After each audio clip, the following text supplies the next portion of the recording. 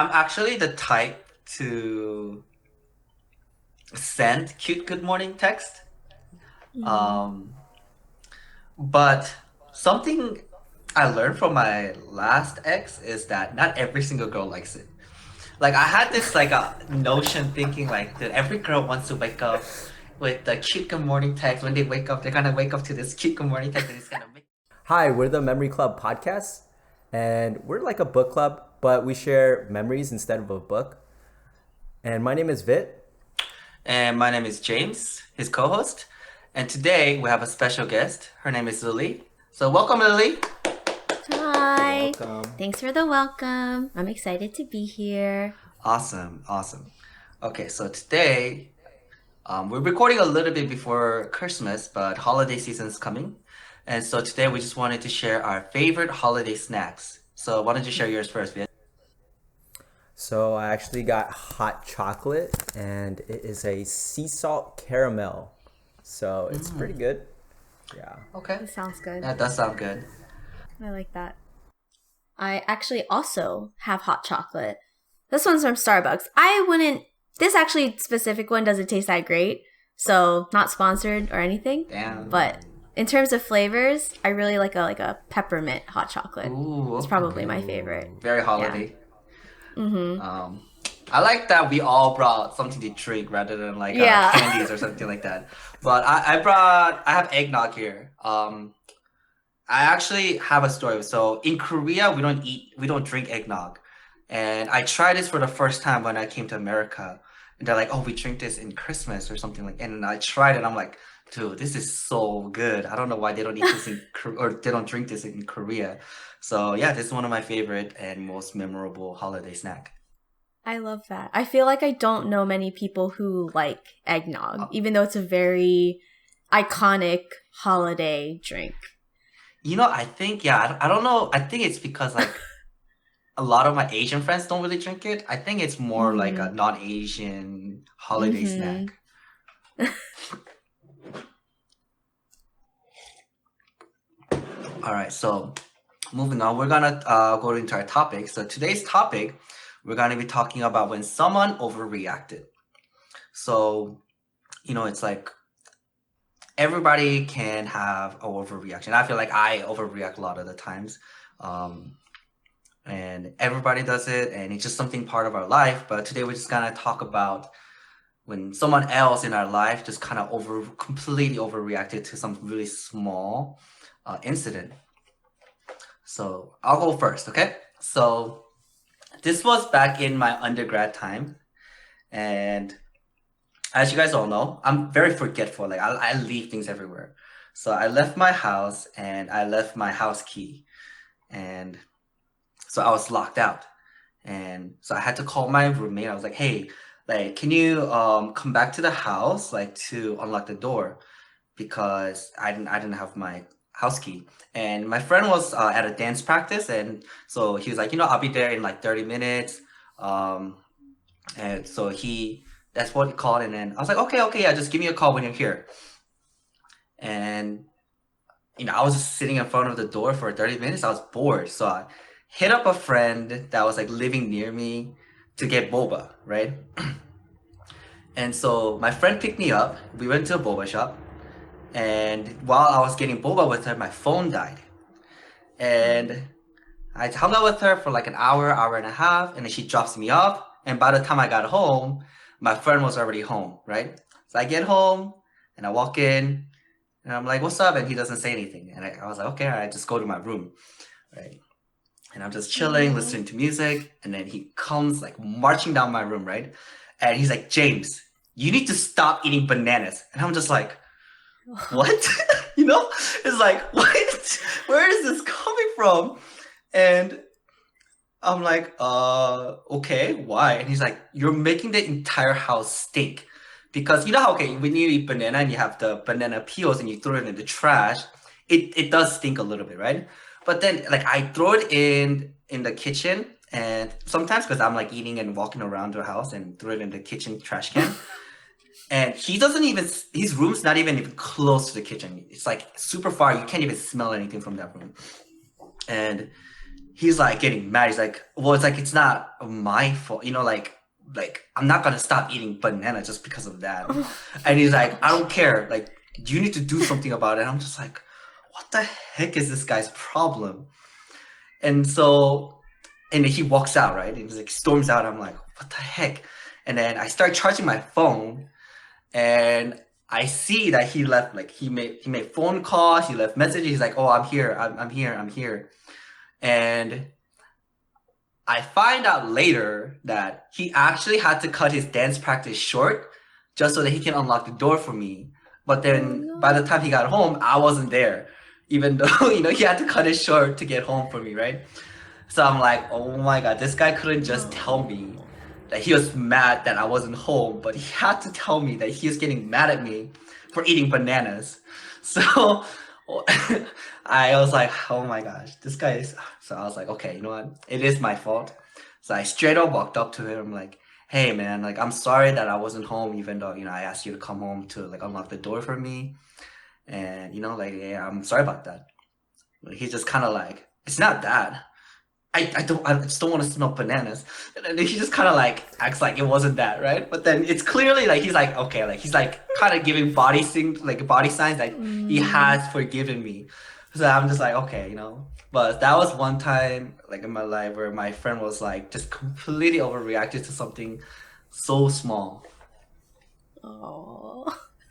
Yeah. Have you guys had any situations like that before?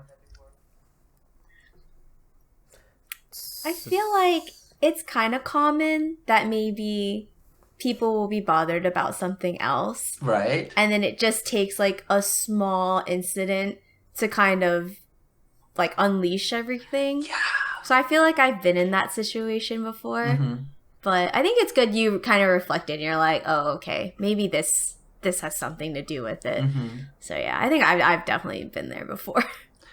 And you know what though? Ever since that, even though he wasn't actually mad about banana, I was like hella careful about my banana peels. Okay, every time I eat my bananas, I'm like, shit, I gotta throw this somewhere where it doesn't stink, man. Like tie it in a I bag. know like, for real. Like go outside. spray some Every time Febreze you and eat a banana, shit. Yeah. you can take a walk and just throw in the dump real No, quick. for real. Yeah. Like I have to every time I eat banana, I have to go outside, throw it in the dumpster.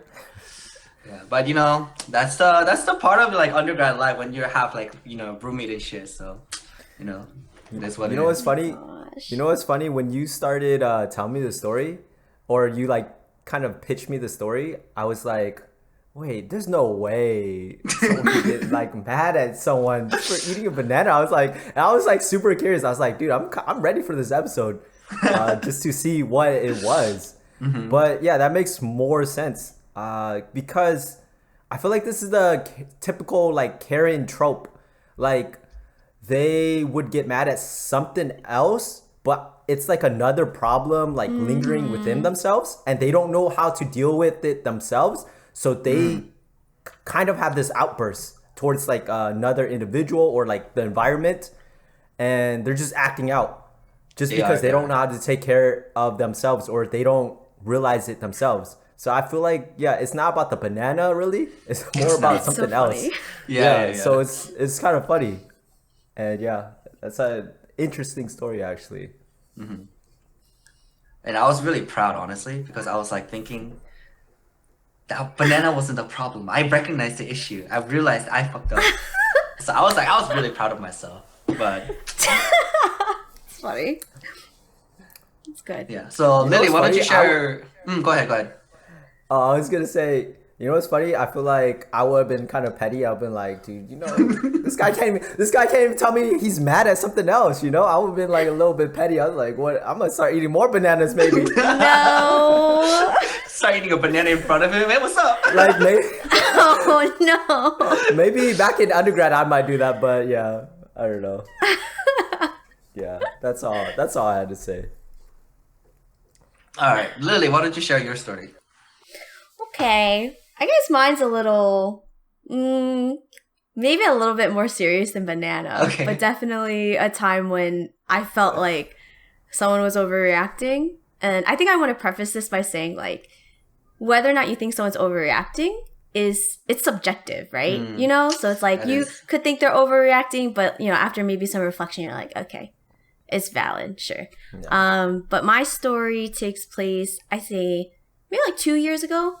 This was during COVID times, very hard times, and it was also when a lot of like the Black Lives Matters like protests were going on. So I had an ex who I didn't really date for that long at all. And we were broken up for a good bit at this point, and we were just trying to like stay friends. He actually went out to one of the protests with another one of my really close friends. So I thought that was fine. I was like, okay, like, yeah, go do the good deed. Like, that's good. I was like, be safe, you know, be prepared, read up on some articles on how to be safe, go get him, right? So that was around like, I'd say like 8 o'clock on a Thursday night. So they left. That night I was just chilling, you know, Thursday. I was actually making my own like protest signs because I was planning to go to a protest that following weekend. And then I just like went to bed because, you know, Thursday I had work the next day.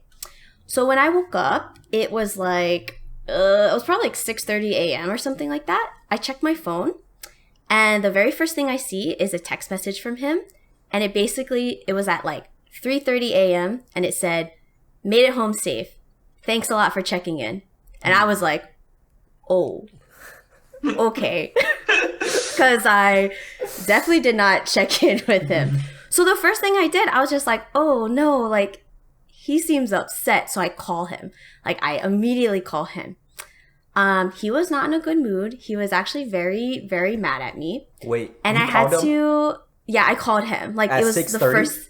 At six, I think I gave it a little bit, maybe like 7 or something. I Okay. kind of had to like process, like, oh, like what is this text? Like that doesn't feel good. Like I kind of felt nervous about it. But I called him, and he was up, you know, because we both had work, and he was very mad at me, and he was just basically super upset that I didn't check in at all with him. And he basically told me, he was like, I just feel like because you didn't text me, it just feels like you didn't care at all about me, and you forgot all about me, and you just really don't care at all. And I was just really kind of shocked because he was with like our friend, like he wasn't alone. And I didn't text my friend either, right? So immediately I felt like, I was like, okay, I could see that, and I apologized to him immediately. I was like, hey, I'm sorry, like I didn't mean for it to come off that way. Of course, I was thinking about you guys, like I was making like protest signs too. I just thought you were going to be good. But it turns out he was really upset because they actually ended up getting thrown in jail that night because they were out past curfew. So that's where I was like, okay, he had a really rough night. I get it. But then even after I apologized, he was still really mad at me. And he didn't like want to hear it. And we got off the phone, and then he texted me and he was like, you know what? I'm really tired. I'm not even really up for talking about this. And I was like, okay, I understand. But then he sent me like a huge novel. Like he sent me more text messages after, basically just being like, I don't get how you can't see that someone I care like deeply about, like if you wouldn't hear from them for 6 hours, how could you have not texted me? All this stuff. And I was just like, at this point, I was like, okay, I feel kind of attacked, and I didn't know what to do. So I was just like, hey, I think I need space because I don't know what else to do except for say, I'm sorry for not texting you. So long story short, we kind of like reconciled it. I think my moment of reflection was that like, okay, obviously I think he had some expectations from me. Like that was more than maybe what like just a friend would be able to offer. And I think like we both recognized that, and I was like, yeah, I think I need better boundaries because I feel like you still see me as like a girlfriend. Because just because I didn't text you like doesn't mean that I don't care. And it also wasn't the first time that he had kind of like freaked out about something like that before. And then he ended up apologizing too. He was like, yeah, sorry, I was really irrational, and I kind of like had these expectations for you that maybe weren't right. Cause like, you know, you couldn't just like forget about me and all this stuff. So we worked it out. And then after that, I was like, yeah, we need space. I was like, this is like not not like a great reaction. So, but now we're good. I think we're like well past it. I think he's like dating someone now, and it's like amicable. But yeah, that was definitely a time when I was like, I feel like I'm getting a lot of heat for something that I did not do. But that was it. Actually, I kind of understand where he's also coming from, because I've definitely felt that emotion before. Like, there is, I think, that a period of adjustment for everyone after they break up, where because you're receiving all this care and attention from your significant other while you're dating, and Yep. then when you break up, you just suddenly cut off from that, right? And I think Yeah. that's part of the reason why people say like, oh, even after we break up, let's be friends, because they still want a little bit of that Yeah. care, you know? And I've definitely felt that emotion where I feel like, damn, she really don't care, huh? Like it's like, yeah, dude, like shit, like I'm getting my heart is shattered right now, and she really doesn't care, huh? So I've definitely kind of felt that emotion before. Yeah. Yeah, I feel like being friends after you break up is super tough. Like, how long was it after you guys broke up? I'd say it was probably like 3 months after Ooh. we had broken up. But Yeah. how long of a And that relationship? it was maybe only 2 months that we Oh, dated. oh. So that's like another thing where I was like, I just felt like it was a lot, and it just felt a little unfair, especially because, especially in situations like that, I feel like I'm very good at acknowledging people's feelings and being like, hey, like, I get where you're coming from, and I apologized immediately. And I told him, I was like, basically, I felt like the only thing I could do was reassure him that, like, of course I care about you. I care about you. I care about my other friend who's there. Like, I thought you guys were good. And he even said it himself. He was like, obviously you didn't know that we were put in jail for curfew, and I can't blame you for that, but I just can't believe you didn't even think to text me. And I was just like, I can't say anything else except for I'm sorry. So Yeah. I felt like it was very difficult. But I think it was that moment when I was like, yeah, I really should not try to be friends with my exes, because I feel like I try that because I would like things to be amicable in a perfect world. But no, I think Pete, like, yeah, like I said, overreaction is subjective. You have to highlight why people feel the way that they feel. It's like something deeper, you know what I Yeah, mean? yeah, And I was yeah. like, I don't think this is working. Yeah. Lily, you're like a idealist like I am. Sometimes Yeah. ideals are very like they're very good on paper, but realistically, it just doesn't work out. Yeah. I mean, that at least you guys tried though, and being friends after a relationship is kind of tough because just setting those boundaries. What I do is I usually don't talk to the person for like a A long time. yeah, a good time. It just depends. For me, it usually takes about like a year, but I mean, for something that small, it might be a little bit shorter, but I'm usually good after a year, and then I feel like I could be cordial with the person and I'll be like, okay, we're good. Just to Yeah. like And assess that's everything and kind of set expectations, like they're not your girlfriend anymore, they're not your boyfriend anymore, so and that's exactly what I told him. I was just like, hey, maybe I didn't set good enough boundaries, because I feel like I'm just being held up to this expectation that I am not agreeing to anymore. And then I think we both came to that conclusion. We were just like, yeah, we need to like not talk to each other anymore. So yeah. that's I have good a that you guys question. talked it out.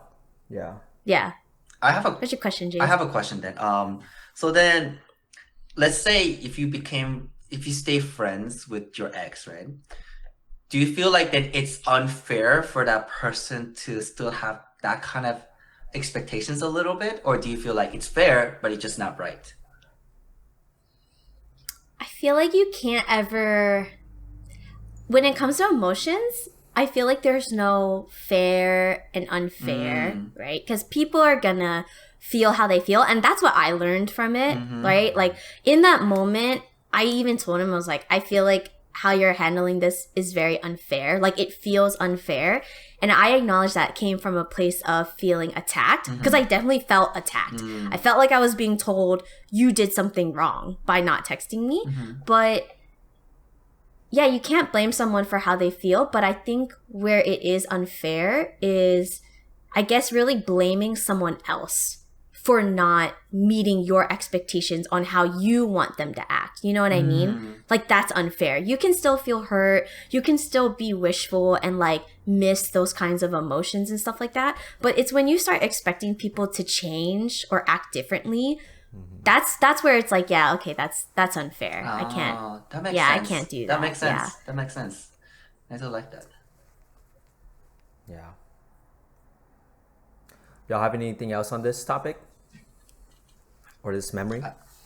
I think that's good. I think I got some like insightful, like new learning, honestly, from that I can Yeah. That's apply good. in my life. Actually, That's good. I'm a You changed can man learn from from now that. on. I'm a changed man. Okay. Anyway, Vid. So, yeah. So mine's I usually do specific memories, but this is more like a general memory. So I was actually dating someone at the time, and I woke up one morning and I was like, I'm gonna send them a good morning text, just because I was actually missing them, and I just wanted to know. And then so I just sent them. I put GM and hit send. And a couple minutes later, I got a big ass reply saying, like, explaining somewhere along the lines of, why can't you type the whole thing out? And we're back and forth on this for a long time.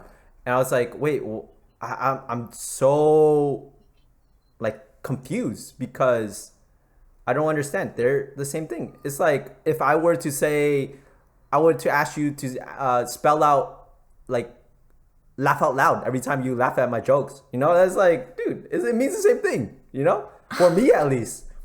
So we were back and forth at this, but I kind of pinpoint the actual problem. It felt like it was more of a, not just like the extra keystrokes or anything, because because of this, I actually have a auto text where I could just hit like good morning. So it's the same Oh thing, my right? God. Like I could actually on my phone, I could just press it and it'll say good morning and emojis and like That's so the funny. sun and stuff, Yeah, It's yeah. the same thing, like Bruh. the same keystrokes as like, so because of this experience, I actually have that on there.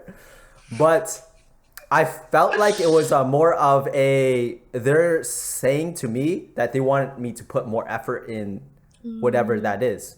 So, I just pretty much typed it out on, like, going forward. Just typed it out, good morning and good night. And it's just a compromise on what, and just communication on what Yeah. I guess the actual problem is, I felt. But honestly, it wasn't a big deal for me. But at the time, I felt I was like misunderstanding the the problem, because I was like, I feel like they mean the same thing. But I don't know. What do you guys think? Yeah, I'm curious about Lily's opinion on this. Like, how would you feel if your boyfriend texts you GM versus like a good morning, sunshine, heart sign, sunshine? I think sometimes, like, I would only be bothered by that if it was a, like, if he always did, like, typed it all out with the emojis, and then all of a sudden it was like a GM. You know what I I mean? see, I And then it'd see. be like, what happened? But if it's just consistently like, that's how he texts, or he's not a big texter, or he uses acronyms a lot, I would just accept it as, that's just That's just who he that's is. just how he is. And then I think I would also just assess what are the other things that he does. Because I think to her, right, it was like, oh, I just want you to show more effort. To me, that's not a lot of effort to do GM. But I think I'm in a place where I'd be like, I gotta pick my battles right now. Like, is this really like a thing? But to some people, it might be really important. I don't know if that would be that important to me, though. But that's just personal. You know what I mean? What about you, James? I'm actually the type to send cute good morning text. Um, but something I learned from my last ex is that not every single girl likes it. Like I had this like a notion thinking like that every girl wants to wake up with the cute good morning text. When they wake up, they're gonna wake up to this cute good morning text and it's gonna make their Wait, day. wait, can you give me an example of like a cute good morning text? Can you give Yeah. me an example? Okay, honestly, well, okay, it's not that cute, but then it's like more than GM, you know? It's more like, oh, good morning, like let's say like she has a long day today where she has to like study a lot for a test. Then I'll be like, oh, good morning, like I hope like you have like good studies today and blah blah blah, those kind of things, you know? Like I try to be like a little bit thoughtful to my good morning text, but I realized like it's not for everyone, and I kind of have this like idea. I feel like where sometimes you learn things on about dating from like word of mouth or from like Instagram. Those posts like um how to attract girls or some shit, you know, like those like random posts and stuff like that. And there are certain notions that are ingrained in my head, I think, and I just kind of like copy and paste and try to apply to everyone. And I think, enjoy certain aspect of those kind of things because I'm a very like a romantic person in general. Mm. Mm-hmm. But I learned that like every person's, you know, like they have different preference, you know, just because like just objectively it's good and like romantic doesn't mean it's always well received. Mm-hmm. Everyone's different. Everyone's Everyone's different. got their own Everyone's preference. different. Yeah. You know, after this incident, now I like, or after that incident for that like person I was dating, I would Mm-hmm. write like really like I would be like, okay, I'm gonna get my creative juices going, and like one time I sent her like a I like kind of role played as like because I was into the Avatar at that time. So I would role play as like the Avatar, the Last Airbender, and I was like, Mm-hmm. "Oh, dear, whatever, Uh-huh. uh the Fire Nation is after me and this and that," and then like I would just like Oh role play god. as that, and I'll be Oh like, god. "I can't wait to see you at whatever like city and stuff." But it was like crazy, and I was like, What? dude, I would put like all these like every day. I would put like a like a Damn. random ass like text because honestly, I felt like it wasn't that big of a deal, and but I was just at the time I was like I didn't know why she wanted it because it was like it didn't make sense to me. But I Mm-hmm. mean, if that's what she Mm-hmm. wants, that's what she wants, right? It Right. That's a wasn't good that big. attitude to have, though. Like, Yeah. yeah, it's like if this is what she's asking for, Yeah, like, okay, like that's fine. yeah, and like if I could have fun with it, might as well have Mm-hmm. fun with it. So That's true. Yeah. That is good mindset. yeah. But when you were telling me the story, I did have one question. So, like, the problem technically issue from like what she wants in a relationship versus like what you Mm-hmm. think you can bring to the relationship, right? Uh So huh. it's like to you that GM was like is how just you happen to express it, but you know you did put in the effort and you did send a text saying like I miss you like or I thought of you right in the morning, Uh Mm, huh. but then to her she didn't receive it that way. So Yeah. technically like it's like a matter of communication, but do you feel like person who's not receiving enough should always have a like advantage in terms of like what they should receive in a relationship? So like if you feel like because a lot of times I feel like some people be like, oh, you're not doing this and this enough in the relationship, but then to that other person maybe they are doing a lot of things. So it's like where do you feel Mm-hmm. like that draws, where's the boundary lies in that? Yeah, I know what you're talking about. It's just like, what more can you do? But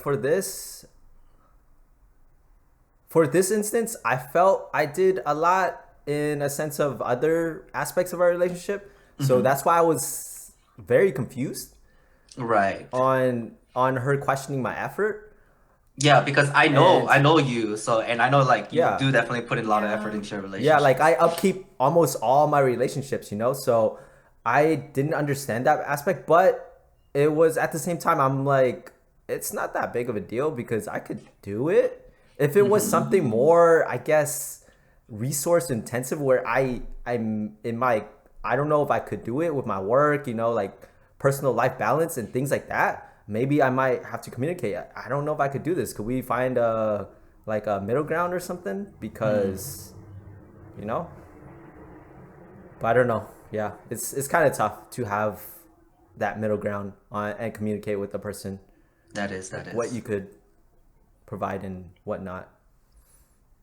I have a question. Yeah. When she sent you that initial, like, really long text explaining what she wanted and how she kind of, like, received that, you said you felt really confused, but was there any part of you that felt attacked at all? Or was it just confusion and not understanding? I think what I was feeling at the time was a little bit attacked because I'm like, dude, I do so much for you, you know, like at that time, in the moment, you know, in the moment, Yeah.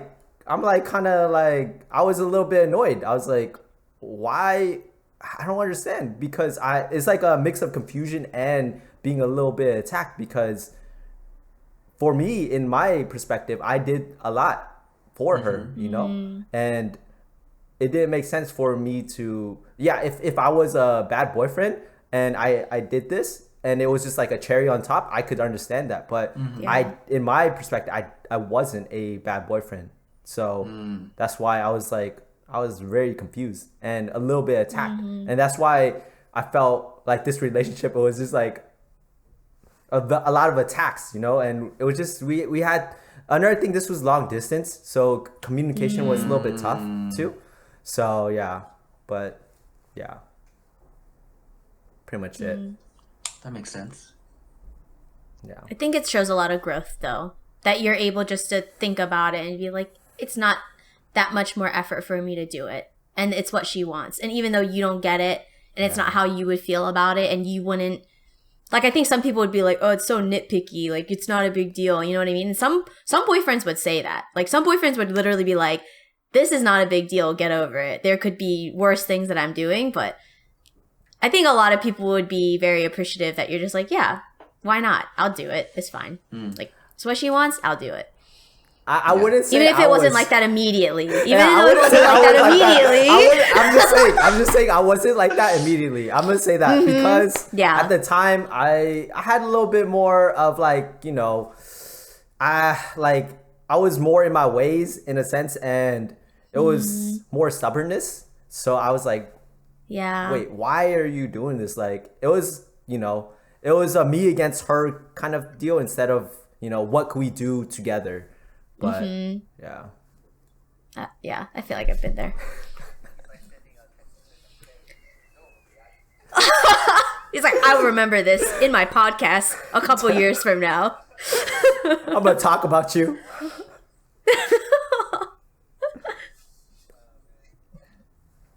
Do you guys have anything else on this?